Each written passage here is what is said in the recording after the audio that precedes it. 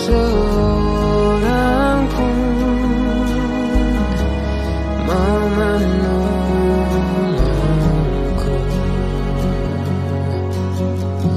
Padamu ya Tuhan, mataku memandang, sebab pertolongan bagiku hanya darimu. Tuhan, ku percaya tanganmu menjaga, yang berharap kepadamu takkan kau biarkan. Tuhan, ku percaya janjimu setia, tetap ku hidup bagimu sampai selamanya.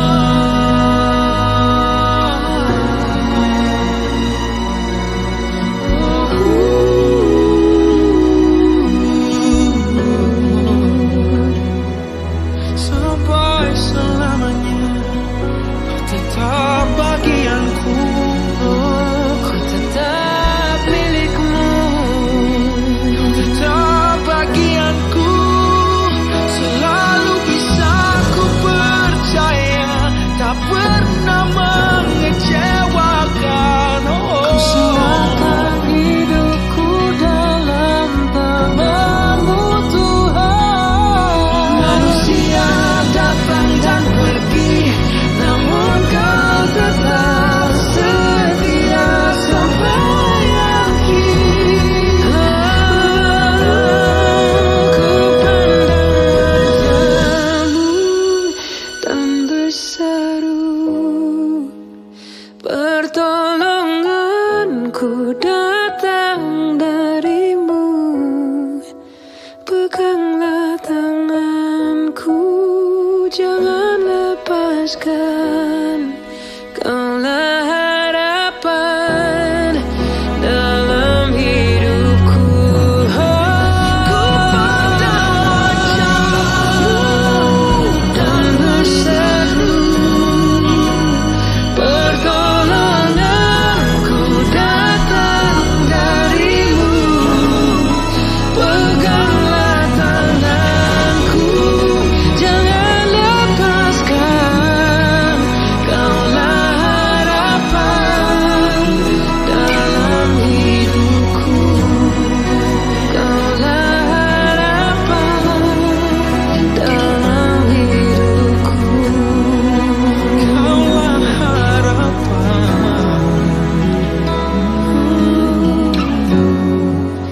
dalam hidupku.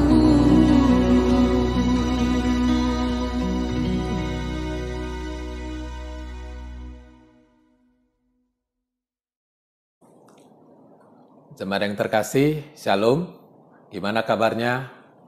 Ya, harap semua kita sehat saja. Baiklah, sebelum mendengarkan firman Tuhan, kita mau berdoa terlebih dahulu. Bapa kami yang di surga, kami mau bersyukur, berterima kasih kepada Engkau. Pada saat ini, Tuhan, kami punya kesempatan untuk datang mendengarkan firman Tuhan. Biarlah Tuhan yang menolong kami, supaya melalui pendengaran firman Tuhan pada hari ini, kami boleh belajar bagaimana ketaatan seorang hamba-Mu kepada Engkau. Terima kasih Bapa, Tuhan yang menolong kami. Dalam nama Tuhan Yesus kami berdoa. Amin. Saudara yang terkasih, hari ini kita mau mendengarkan firman Tuhan, yaitu belajar dari ketaatan Musa. Yang saya ambil dari Ulangan 34, ayat 1 sampai yang ke-12. Baiklah, saya akan membacakan untuk kita semuanya. Kemudian naiklah Musa dari dataran Moab ke atas gunung Nebo, yakni ke atas puncak Pisga yang di tentangan Yeriko. Lalu Tuhan memperlihatkan kepadanya seluruh negeri itu dari Gilead sampai ke kota Dan, seluruh Naftali, tanah Efraim dan Manase, seluruh tanah Yehuda sampai laut sebelah barat, tanah Negeb dan lembah Yordan, lembah Yeriko, kota pohon korma itu sampai Zoar.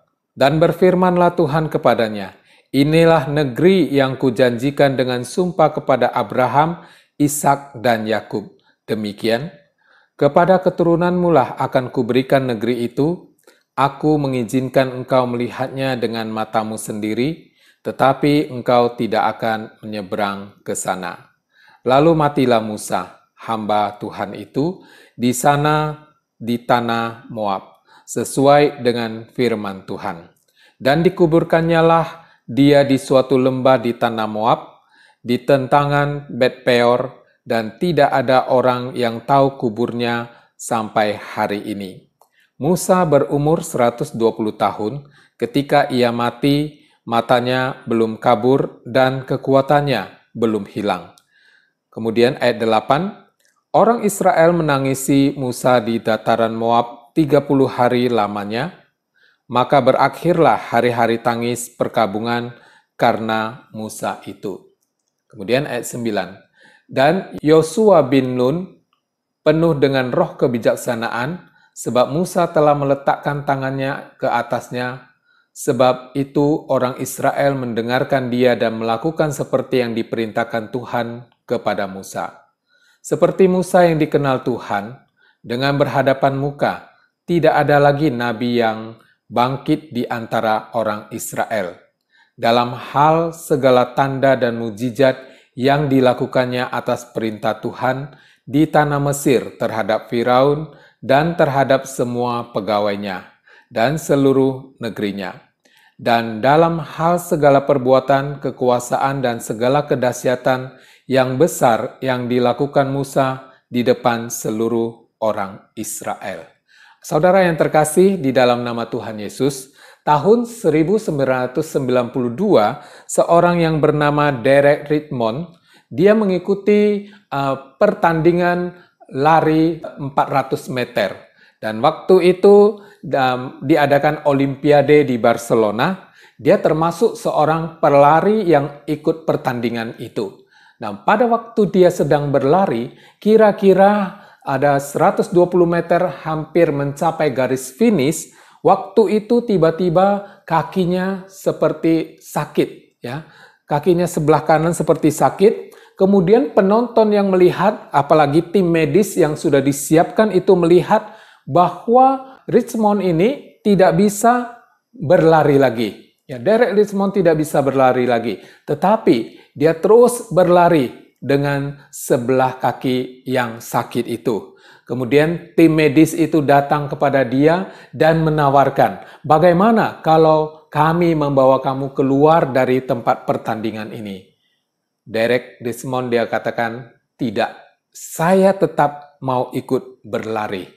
Jadi tim medis tidak punya cara. Pada akhirnya membiarkan dia terus berlari sampai sambil sebelah kakinya sakit, dia terus berlari. Kemudian tidak berapa lama, karena melihat kesungguhan dan keseriusannya ini, akhirnya seorang pria muncul dari tengah-tengah penonton. Kemudian mendampingi dia, dan ternyata itu adalah ayahnya. Ayahnya bahkan mengatakan kepada dia, Derek, sudah selesai. Kita tidak bisa menang lagi. Dan kamu tidak akan bisa menang lagi di dalam pertandingan ini. Tapi Derek mengatakan, aku harus menyelesaikan pertandingan ini. Dan akhirnya papanya dengan penuh kasih, dia dengan sabar menuntun anaknya sampai ke garis finish. Nah, saudara yang terkasih, kita melihat Derek melakukan apa yang biasa dia lakukan, berusaha mencapai garis finish. Dan kalau kita lihat, mungkin pada saat ini ketika ditanya siapa pemenang lomba lari 400 meter itu orang sudah lupa siapa yang menang. Tetapi kalau siapa yang terus berusaha mencapai garis finish, yaitu pasti orang akan teringat Derek Redmond yang sudah menyelesaikan pertandingan dengan baik. Walaupun dia tidak mendapatkan kemenangan, tetapi dia diingat oleh orang. Karena apa? Karena dia ingin menyelesaikan tugas dia mencapai garis finish dengan baik. Nah, saudara yang terkasih di dalam nama Tuhan Yesus, firman Tuhan yang tadi saya sudah bacakan di dalam Ulangan 34 ini menceritakan tentang akhir dari pelayanan daripada Musa. Dan di sini Musa menyelesaikan pelayanannya dengan baik. Kalau kita melihat Musa di dalam pelayanannya, dia memberikan satu teladan yang terbaik, yaitu ketaatannya kepada suara Tuhan, firman Tuhan. Apa yang Tuhan perintahkan, itu yang dia lakukan. Dan akhirnya kepekaan dia juga boleh membuat dia mengerti apa isi hati Tuhan. Tuhan bagaimana terhadap Israel. Dan dia tahu Tuhan begitu mengasihi Israel. Oleh karena itu, pada saat ini saya ingin mengajak kita untuk sama-sama belajar apa saja yang bisa kita pelajari selama pelayanan Musa. Nah, selama pelayanan Musa, kalau kita lihat, pada saat dia akan mengakhiri pelayanannya, kepemimpinannya sangat luar biasa. Beberapa kali dia harus menghadapi sikap orang Israel yang tegar tengkuk itu. Mulai dari Mesir memimpin mereka keluar. Sampai di Laut Teberau atau Laut Merah, di situ dia juga harus berhadapan dengan Israel yang selalu bersungut-sungut. Di padang gurun, sepanjang perjalanan di padang gurun, dia juga harus menghadapi mereka. Ketika mereka haus, mereka mau mencari air, mereka datang kepada Musa, bahkan marah kepada Musa. Seolah-olah mengatakan, kenapa engkau bawa kami keluar untuk supaya kami mati di tempat ini? Itu yang Musa hadapi. Tetapi dia tetap sabar, walaupun kadang-kadang dia bisa emosi. Bahkan ketika mereka sudah bosan dengan makanan mereka, mereka minta kepada Musa supaya Musa bisa memberikan mereka makan. Dan itu juga dia layani mereka. Jadi Musa harus menghadapi mereka dengan berbagai-bagai sikap mereka. Ya, dengan berbagai cara mereka yang selalu bersungut-sungut. Bahkan ketika mereka mengalami air di mana mereka singgah itu, air itu adalah air yang pahit. Lalu mereka datang kepada Musa dan sepertinya mau melempari Musa dengan batu. Nah, saudara yang terkasih, Musa kadang-kadang bisa emosi. Tetapi dia berhasil untuk membawa Israel sampai hampir memasuki tanah perjanjian. Tetapi ketika dia menghadapi semua sikap daripada Israel ini, dia bisa kuat, dia bisa bersabar, karena apa? Pertolongan daripada Tuhan. Musa bisa mengerti isi hati Tuhan, karena Musa tahu ini pasti Tuhan mengasihi mereka. Tuhan mau membawa mereka supaya mereka bisa menjadi satu umat yang bisa menjadi contoh bagi orang lain. Nah, oleh sebab itu, Musa bisa mengerti hati Tuhan. Nah, saudara yang terkasih, kenapa Musa bisa mengerti hatinya Tuhan? Tentu rahasianya adalah relasi dia dengan Tuhan. Hubungan dia dengan Tuhan itu sangat dekat. Kalau dari firman Tuhan yang kita baca tadi, di ayat ke-10 dikatakan, seperti Musa yang dikenal Tuhan dengan berhadapan muka, tidak ada lagi nabi yang bangkit di antara orang Israel. Ini mau mengatakan bahwa seseorang yang menghadap kepada Tuhan, biasanya orang Israel yakin pasti orang itu akan mati. Tetapi di sini Musa bisa berhadapan dengan Tuhan. Dan dikatakan sesudah itu tidak ada orang lain lagi di Israel. Nah, ini artinya apa? Musa ini termasuk orang yang istimewa di hadapan Tuhan. Dia boleh berhadapan muka dengan Tuhan karena memang dia sungguh dekat dengan Tuhan. Kemudian kita bisa lihat Musa dari segi apa lagi? Dari segi sosok tubuhnya. Dikatakan usianya 120 tahun, tetapi ada dikatakan lagi, waktu itu dia masih punya penglihatan yang masih bagus, matanya belum kabur, kemudian kekuatannya masih oke. Ya, kalau kita lihat naik ke atas gunung Nebo, itu satu hal yang luar biasa. Naik ke atas gunung Nebo dengan usia 120 tahun, masih bisa dia naiki tanpa mengeluh. Sampai ke puncak Pisgah, dia bisa menaikinya. Nah, saudara yang terkasih, kalau saat ini, ya, tidak usah sampai umur 120, mungkin umur 40, kita sudah banyak keluhan. Mungkin ada keluhan, kaki sudah tidak kuat, atau sudah tidak kuat jalan jauh, atau juga sering mengatakan sering sakit otot-otot kaki, atau mengatakan encok sakit encok, mata sudah mulai rabun, jadi harus pakai kacamata, dan yang lain-lainnya. Sehingga banyak vitamin-vitamin yang kita konsumsi. Itu artinya berkat Tuhan kepada Musa itu begitu luar biasa. Sampai umur 120 tahun, dia masih kuat. Bahkan dikatakan dia masih bisa memimpin Israel sebenarnya untuk masuk ke tanah perjanjian. Tetapi Tuhan katakan, engkau hanya diizinkan untuk melihat tanah perjanjian. Yang akan memimpin Israel masuk ke tanah perjanjian bukan kamu, tetapi orang lain. Nah, saudara yang terkasih, kalau kita lihat bahwa apa yang terjadi kepada Musa, sebenarnya dia bisa mengatakan kenapa hal-hal yang tidak enak ini, yaitu bertengkar dengan Israel, menghadapi mereka yang bersungut-sungut, tegar tengkuk, itu harus saya. Tiba giliran tinggal selangkah lagi masuk ke tanah perjanjian, kenapa aku tidak diizinkan? Tapi Musa tidak melakukan hal itu. Justru ketika dia sudah tahu waktunya hampir tiba, waktu itu dia sudah mempersiapkan seorang yang akan menggantikan dia. Sehingga di sini dikatakan Musa menumpangkan tangan ke atas orang itu, yaitu Yosua, supaya dia bisa menjadi pemimpin bagi Israel. Musa bukan tipe seorang yang harus mempertahankan kedudukan ataupun jabatannya. Harus mempertahankan kepemimpinannya.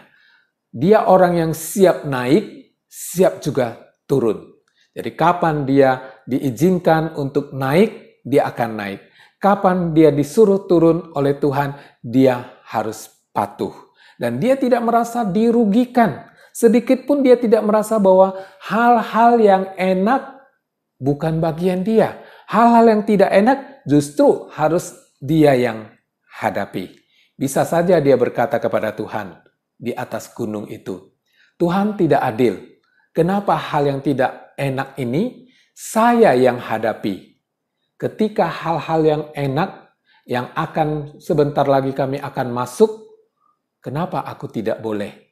Nah, ini bisa saja terjadi. Tapi Musa lebih memilih taat karena dia tahu isi hati Tuhan. Tuhan penuh kasih yang dia tahu, mengasihi Israel, dan dia tahu juga mengasihi dirinya sendiri. Nah, akhirnya di situ dikatakan Musa sesudah diizinkan untuk melihat tanah perjanjian itu, dia harus mengalami kematian. Nah, saudara yang terkasih di dalam nama Tuhan Yesus, kita melihat Musa tidak mempermasalahkan siapa yang selanjutnya akan mengerjakan pelayanannya untuk memimpin Israel masuk ke tanah perjanjian. Dia tidak pusingkan hal itu. Yang dia tahu, dia harus mempersiapkan seorang pemimpin yang akan memimpin Israel. Dia tahu siapa yang bisa memimpin. Dan dia memilih Yosua untuk pengganti dia di dalam memimpin Israel masuk ke dalam perjanjian. Nah, saudara yang terkasih, dalam kehidupan kita kadang-kadang kita juga mirip seperti Musa. Ya mungkin ketika kita pelayanan, masa-masa sulit itu zamannya kita. Tetapi ketika akan memasuki zaman yang enak atau zaman kemakmuran, kita harus undur. Nah, sama halnya di dalam pelayanan. Kadang-kadang kita juga masa-masa pelayanan kita itu adalah masa-masa yang kelam. Tapi ketika masa-masa yang sukses, bukan zamannya kita lagi. Nah, itu kita harus pahami bahwa kita juga tidak perlu marah, tidak perlu protes. Belajar daripada Musa. Dia siap untuk turun, siap untuk menghadapi apa yang dikatakan kematian. Dan dia tahu, dia sadar apa yang membuat dia tidak diizinkan untuk masuk ke tanah perjanjian. Kita kembali kepada peristiwa ketika mereka di Meriba. Di Meriba, waktu itu Israel begitu tegar tengkuk. Mereka datang kepada Musa meminta air untuk diminum. Dan pada waktu itu, Musa bersama kakaknya Harun menghadap kepada Tuhan dan mengatakan kepada Tuhan. Di dalam kitab Bilangan, pasal 20 ayat 8-12. Mereka berbicara kepada Tuhan. Lalu Tuhan menyuruh mereka mengumpulkan seluruh orang Israel. Dan di depan mata mereka, Musa harus berkata kepada gunung batu itu, supaya gunung batu itu mengeluarkan air dan bisa diminum oleh Israel. Dan pada waktu itu, Musa bersama dengan Harun mengumpulkan orang Israel. Nah, waktu mengumpulkan orang Israel, Musa mengambil tongkat yang dia pakai waktu memimpin Israel keluar dari Laut Merah. Memakai tongkat itu dengan emosi dia pukulkan ke gunung batu itu. Dia katakan, keluarkan air. Dan gunung batu itu memang mengeluarkan air. Dan di Alkitab dikatakan di situ Tuhan hadir bersama-sama dengan mereka. Tuhanlah yang membuat semuanya itu. Tetapi sesudah Israel mendapatkan air minum, Tuhan mengatakan kepada dia di ayat ke-12. Di Bilangan, Bilangan pasal 20 ayat yang ke-12, tetapi Tuhan berfirman kepada Musa dan Harun, karena kamu tidak percaya kepadaku dan tidak menghormati kekudusanku di depan mata orang Israel. Karena pada waktu itu orang Israel diajak untuk berkumpul semuanya.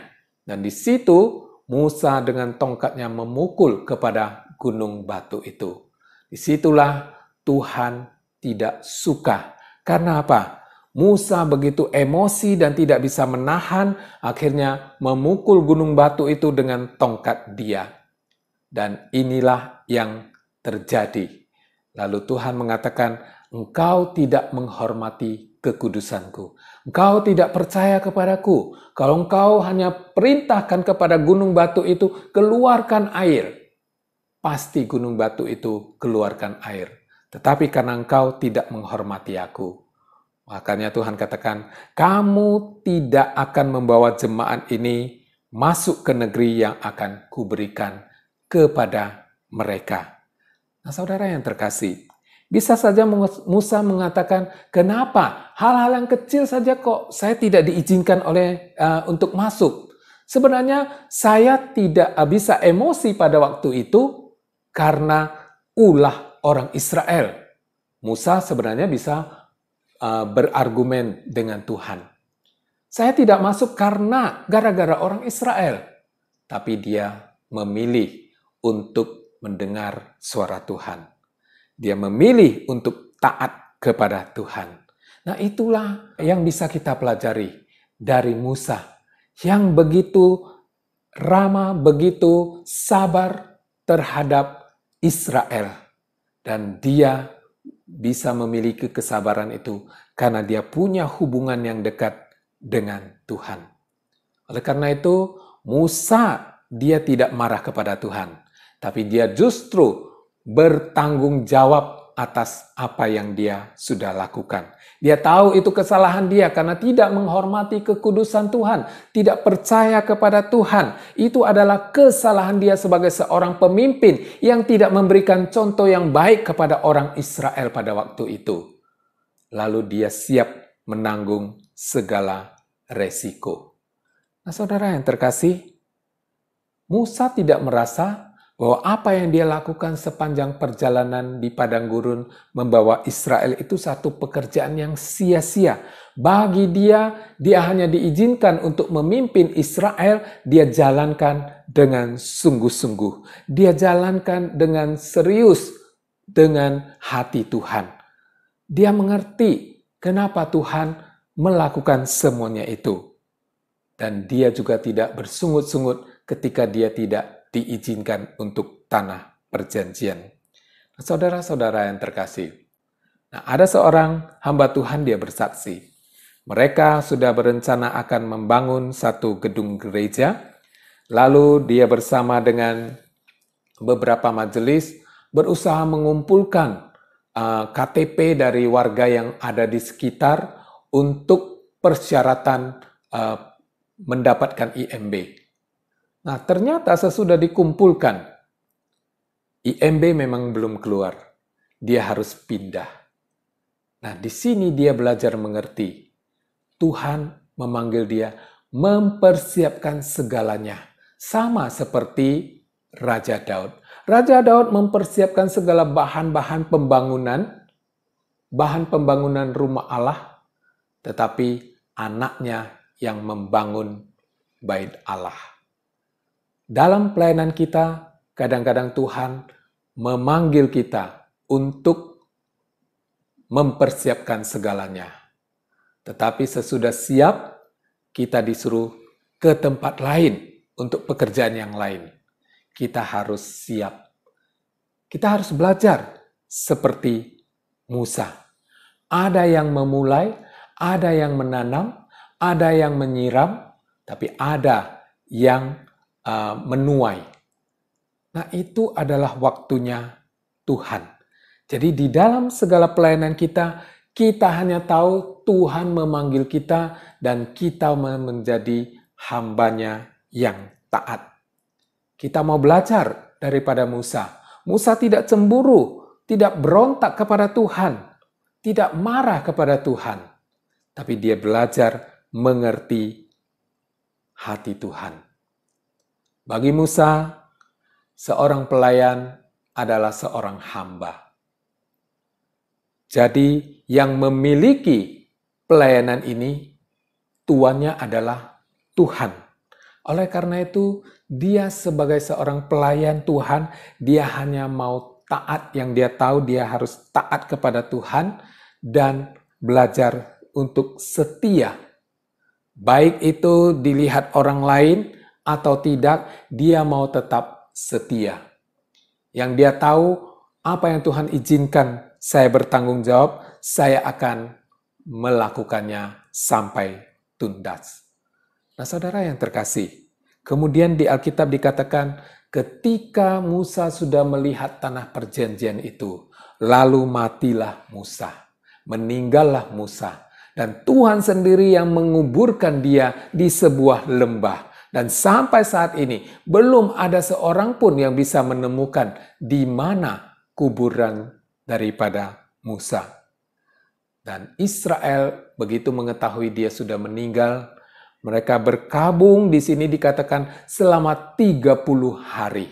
Nah, 30 hari itu adalah waktu yang tidak lazim. Yang lazim itu adalah 7 hari saja. Ya. Jadi Israel berkabung selama 30 hari. Ini mau menggambarkan bahwa Musa adalah seorang nabi yang agung di mata Tuhan. Sampai Israel bisa berkabung selama 30 hari. Ini yang dilakukan. Nah, kemudian sepanjang hidup daripada Musa, Musa menjalaninya dengan mengandalkan Tuhan. Dalam kitab Ibrani pasal 11 ayat 24 sampai 27 Itu saya tidak akan baca, tapi saya akan menceritakan bagaimana Musa begitu mengandalkan Tuhan dalam kehidupannya. Dimulai dengan karena iman kepada Tuhan, maka Musa sesudah dewasa, dia menolak disebut anak putri Firaun. Kemudian Musa juga lebih memilih untuk menderita bersama dengan bangsa Israel daripada menikmati kemewahan di Mesir pada waktu itu. Dia lebih memilih penghinaan ketika bersama Israel menjadi umat Tuhan daripada dia harus dipuji-puji sebagai putra angkat daripada putri Firaun. Lalu sesudah dewasa dia beranikan diri untuk melarikan diri dari Mesir tanpa dia harus pikirkan apakah raja di Mesir itu akan marah kepada dia. Tapi satu hal yang dia tahu, dia tetap mengandalkan Tuhan di dalam kehidupannya. Inilah yang bisa kita pelajari dari ketaatan Musa. Sampai usia 120 tahun, dia sendiri merasa sekalipun Tuhan tidak pernah meninggalkan dia. Tuhan tidak pernah meninggalkan dia. Oleh karena itu, saudara yang terkasih, marilah kita belajar daripada Musa. Kita belajar cara dia menjalani kehidupannya bersama dengan Tuhan. Kemudian terus bergaul akrab dengan Tuhan. Dan membuat supaya kita bisa mengerti isi hati Tuhan. Seperti Musa, memimpin Israel yang tegar tengkuk. Kadang-kadang kesel, kadang-kadang marah kita. Tapi Musa belajar mengerti hati Tuhan. Di dalam hati Tuhan itu ada kasih kepada Israel. Pemilik, yaitu Tuhan, mengasihi Israel. Apalagi dia hanya sebagai seorang hamba. Makanya dia belajar untuk memandang dari sudut pandang Tuhan. Oleh karena itu, saudara yang terkasih, mari kita tetap kerjakan apa yang Tuhan percayakan kepada kita dengan serius. Sekalipun kita adalah orang yang mempersiapkan atau orang yang melanjutkan pelayanan, kita kerjakan bagian kita dengan sungguh-sungguh, dengan setia dan dengan taat. Mari kita belajar untuk melayani Tuhan. Amin. Mari kita berdoa. Bapa kami yang di surga, kami mengucap syukur, berterima kasih karena kami sudah mendengar dan belajar daripada hamba-Mu Musa, sekalipun ada kekurangannya, tapi kami mau belajar dari sisi positif yang dia lakukan bersama dengan Tuhan. Tuhan yang menolong kami supaya ke depan kami bisa tetap setia kepada Tuhan. Terima kasih Bapa, di dalam nama Tuhan Yesus kami berdoa. Amin.